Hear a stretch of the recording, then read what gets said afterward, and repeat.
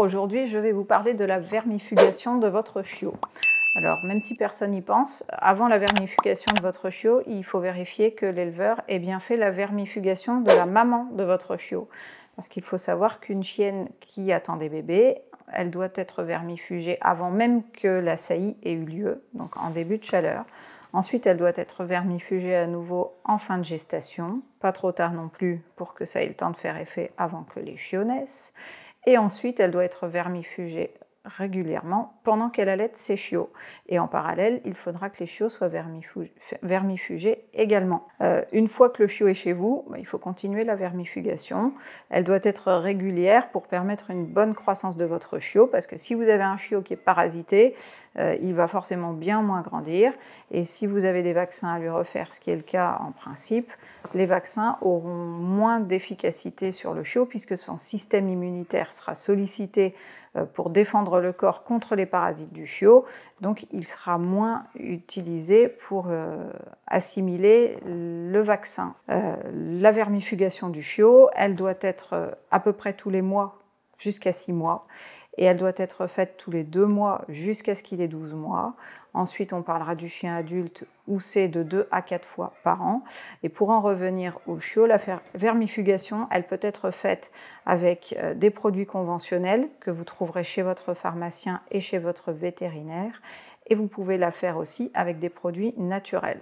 Donc pour les produits naturels, il y a des huiles essentielles, il y a des plantes, et pour notre part, nous utilisons de la terre de diatomée. Donc la terre de diatomée, qu'est-ce que c'est?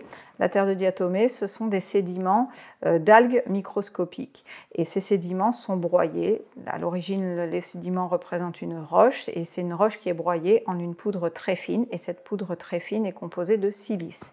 Et la silice a 2 particularités. La première, c'est d'être très abrasive. Et la seconde, c'est de capter l'eau.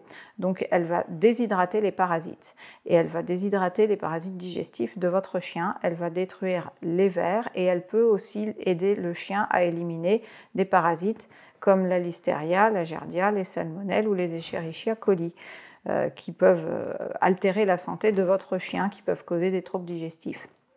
Donc la terre de diatomée, c'est un produit qui est naturel, ça veut dire que l'efficacité, elle est que sur du long terme. Pour que ça marche, il faut en donner tous les jours. Alors, en donner tous les jours à votre chiot pendant sa croissance, vous verrez que ça lui fera du bien. Vous aurez un chiot qui digérera mieux, qui aura des selles de meilleure qualité et qui aura beaucoup moins de parasites. Ça n'empêche pas de donner quand même des vermifuges conventionnels, parce qu'un chiot, c'est quand même un chien qui est très très jeune, donc qui est très fragile, et qui est aussi beaucoup plus sujet à manger tout ce qu'il trouve. Et quand il va manger tout ce qu'il trouve, de l'herbe, des petits insectes, des déchets trouvés par terre, des excréments d'autres chiens, bien sûr, malheureusement, et bien le chien va pouvoir se contaminer beaucoup plus souvent qu'un chien adulte. Donc en le vermifugeant régulièrement avec des produits conventionnels et avec la terre de diatomée, vous allez avoir une efficacité optimale. Et le fait d'utiliser la terre de diatomée va quand même vous permettre de réduire la fréquence des antiparasitaires conventionnels.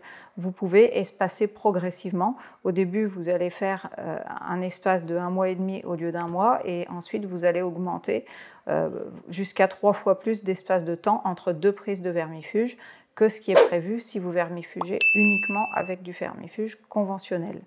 J'espère vous avoir aidé. N'hésitez pas à déposer des commentaires ou des questions en bas de la vidéo et nous y répondrons. Bonne journée. Au revoir.